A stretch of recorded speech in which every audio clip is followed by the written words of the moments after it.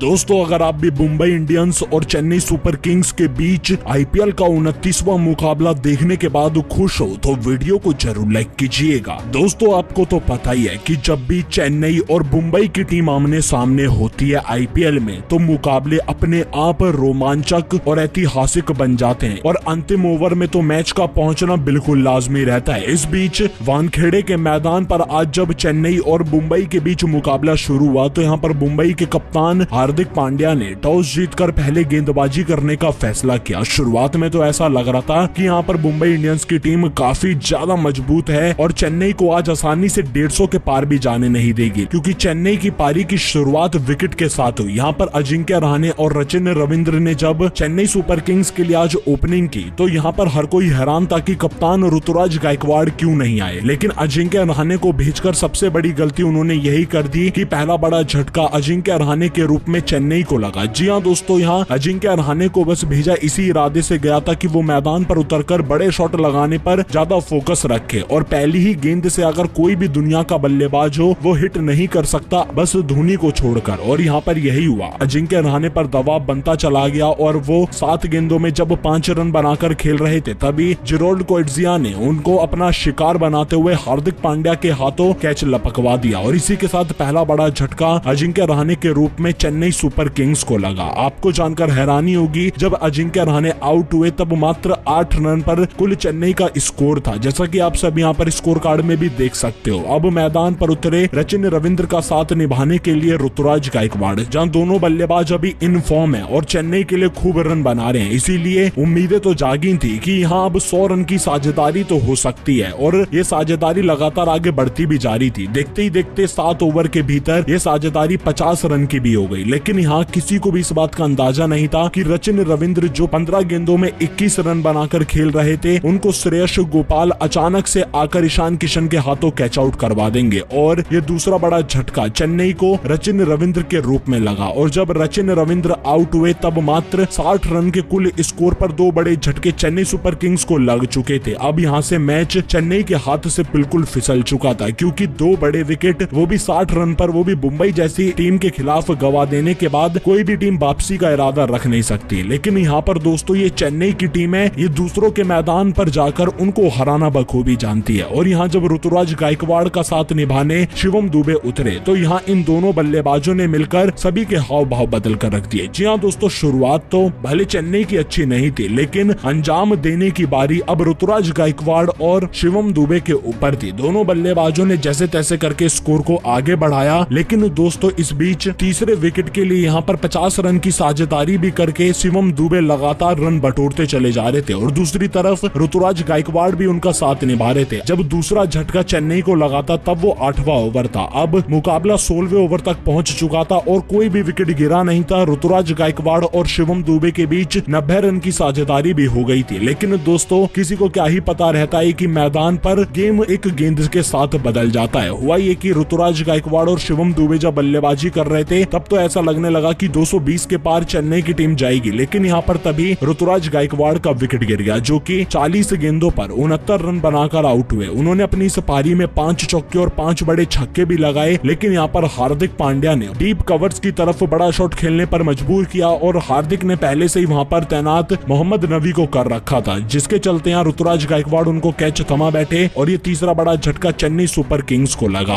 अब ऋतुराज गायकवाड़ जब आउट हुए तब 150 का स्कोर चेन्नई ने बना दिया था। अब यहाँ शिवम दुबे का साथ निभाने डेरिल मिचेल उतरे, लेकिन दोस्तों ये ऋतुराज गायकवाड़ का विकेट गिर जाने के बाद डेरिल मिचेल और शिवम दुबे अपना हाथ चलाने की कोशिश तो कर रहे थे, लेकिन रन बन नहीं पा रहे थे। अब यहाँ पर डाउट ये था कि आखिर हुआ क्या कि इस मैदान पर जहाँ इतनी तेजी से अभी तक रन बन रहे थे और अब वही रन बनाने में बल्लेबाजों को काफी दिक्कतों का सामना करना पड़ रहा है। अब इसको मद्देनजर रखते हुए डेरिल मिचेल ने कोशिश भरपूर की, लेकिन यहाँ पर वो 17 रन बनाकर हार्दिक पांड्या की ही गेंद पर फिर से मोहम्मद नबी को कैच थमा बैठे और यहाँ डेरिल मिचेल के रूप में चौथा बड़ा झटका चेन्नई को लगा 186 रन के कुल स्कोर पर। अब डेरिल मिचेल के आउट हो जाने के बाद हर कोई यही सोच रहा था कि रविंद्र जडेजा मैदान पर आएंगे, लेकिन अचानक से धोनी ने फैसला किया कि वो जाकर बल्लेबाजी करेंगे और धोनी अगर मैदान पर आए और बड़े शॉट ना लगाएं, बढ़ा ऐसा हो सकता है क्या? पहली गेंद पर छक्का, दूसरी गेंद पर भी छक्का और तीसरी गेंद पर भी 6 रन बटोर लेने के बाद हार्दिक पांड्या के अंतिम ओवर में पूरी तरह से मुंबई इंडियंस की कमर तोड़कर रख दी धोनी ने और फिर अंतिम गेंद पर 2 रन भागकर अपनी चेन्नई सुपर किंग्स को उन्होंने 206 के करीब पहुंचाया। इस बीच शिवम दुबे ने भी साथ निभाते हुए 38 गेंदों पर 10 चौके और 2 छक्कों की बदौलत 66 रन की पारी खेली और यहाँ चेन्नई सुपर किंग्स ने अब मुंबई इंडियंस के आगे लक्ष्य रख दिया 207 रन का। इस बीच मुंबई इंडियंस के लिए सबसे ज्यादा 2 विकेट हार्दिक पांड्या के नाम रही तो एक विकेट श्रेयस गोपाल और गेरोड कोएट्जी को मिला। अब दोस्तों चेन्नई ने तो 4 विकेट खोकर 206 रन बना दिए थे इस मुश्किल मैदान पर, लेकिन अब मुंबई इंडियंस की बारी थी इस मैदान पर कुछ चमत्कार कर दिखाने की। यहाँ पर रोहित शर्मा और ईशान किशन ने हमेशा की तरह पारी की शुरुआत की। भले पहला ओवर तुषार देशपांडे ने अच्छा करवाया और रोहित शर्मा को रोककर रखा, लेकिन दोस्तों रोहित शर्मा शुरुआत में अगर रुक जाएं तो बाद में रोकना उनको बड़ा मुश्किल हो जाता है। और यहाँ रोहित और ईशान किशन ने पहले ही 5 ओवर के भीतर अपनी टीम मुंबई इंडियंस के लिए यहाँ 60 रन जोड़कर यह बता दिया कि चेन्नई सुपर किंग्स के लिए यह मुकाबला जीतना आसान तो होने नहीं वाला। यहाँ पर धोनी भी पूरी कोशिश कर रहे थे गेंदबाजों को बदलने की, लेकिन रोहित और ईशान अपना विकेट कहां देने के इरादे में थे। इस बीच मैच चेन्नई की पकड़ से दूर जा रहा था, तभी धोनी ने ऋतुराज गायकवाड़ को अपने पास बुलाकर कहा कि आप मथीसा पथिराना को गेंद थमाइए। और दोस्तों आते से ही पथिराना ने जब 8वां ओवर करवाया तो उन्होंने ईशान किशन को चलता किया। यहाँ पर 15 गेंदों पर 23 रन बनाकर ईशान किशन के रूप में मुंबई इंडियंस को पहला झटका लगा, जहां ईशान 3 चौके और 1 छक्का इस बीच बनाकर वापस लौटे। अब ईशान के आउट हो जाने के बाद यहाँ बल्लेबाजी पर इसी ओवर में उतरे सूर्य कुमार यादव और 8वें ओवर की तीसरी ही गेंद पर सूर्य कुमार यादव ने बैक साइड की तरफ शॉट खेलने की कोशिश की और पथिराना ने मुस्तफिजुर रहमान के हाथों उनको भी शानदार कैच लपकवा दिया। और यह कैच इतना अच्छा था कि यहाँ पर एक समय के लिए तो किसी को भी उम्मीद नहीं लग रही थी कि मुस्तफिजुर रहमान ने इस कैच को कंप्लीट भी किया है, लेकिन बाद में जब एम्पायर ने अपनी टीवी में देखा स्लो करके तो पाया गया कि मुस्तफिजुर रहमान ने ये क्लियर कैच पकड़ा है और सूर्य कुमार यादव यहाँ 2 गेंदों पर बिना खाता खोले ही अपना विकेट गवा बैठे। अब 70 रन के कुल स्कोर पर 2 बड़े झटके लग जाने के बाद मुंबई इंडियंस की टीम इस मैच में काफी दिक्कतों में आ चुकी थी। यहाँ पर अब रोहित शर्मा ने तो एक तरफ से पारी को संभाली रखा था, लेकिन दूसरी तरफ अब उनका साथ निभाने के लिए तिलक वर्मा टिके रहे। इस बीच तिलक वर्मा और रोहित ने मिलकर तीसरे विकेट के लिए मात्र 38 गेंदों पर 60 रन की साझेदारी कर डाली। दोनों बल्लेबाज इतनी तेजी से स्कोर को आगे बढ़ा रहे थे कि चेन्नई की पकड़ से ये मुकाबला दूर जाता हुआ नजर आया। लेकिन यहाँ पर मथीसा पथिराना जब अपना अगला ओवर करवाने के लिए आए तो उन्होंने आते संग तिलक वर्मा का विकेट भी चटका दिया। जी हाँ दोस्तों, यहाँ पर शार्दुल ठाकुर ने कैच लपका और तिलक वर्मा 31 रन बनाकर आउट हुए और ये 3 बड़े झटके मुंबई को 130 रन के कुल स्कोर पर ही लग गए। और अब इस मैच में चेन्नई की टीम ने फिर से वापसी कर ली। अब यहाँ रोहित शर्मा और हार्दिक पांड्या पूरी कोशिश कर रहे थे मैच जिताने की, तो दूसरी तरफ रोहित शर्मा ने तो अपने शतक की ओर बढ़ना भी शुरू कर दिया, लेकिन उनका साथ निभाने वाले हार्दिक का विकेट यहाँ पर गिरा, जहां उनको तुषार देशपांडे ने जडेजा के हाथों कैच आउट करवा दिया और 2 रन बनाकर हार्दिक पांड्या चलते बने। अब 4 बड़े झटके लग जाने के बाद मुंबई इंडियंस की टीम इस मैच में काफी पीछे रह गई और चेन्नई की टीम ने इस हारे हुए मुकाबले में वापसी करके पूरा मैच पलटने की राह को तय किया। बाकी आप सभी चेन्नई को इस मैच में 10 में से कितने नंबर दोगे, अपनी राय हमें जरूर बताइएगा।